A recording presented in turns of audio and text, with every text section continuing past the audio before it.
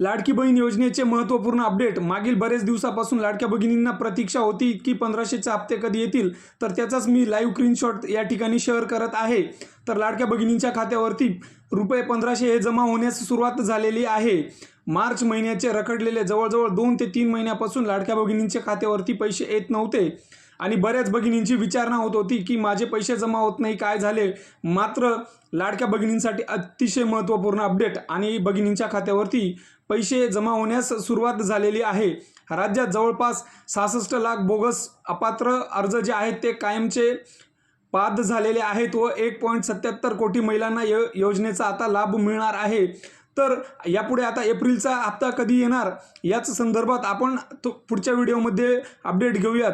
तसेच आता टप्प्याटप्प्याने 15 तारखेपर्यंत जो मार्च महिन्याचा हप्ता आहे हा लाडक्या भगिनींच्या खात्यावरती येणार आहे।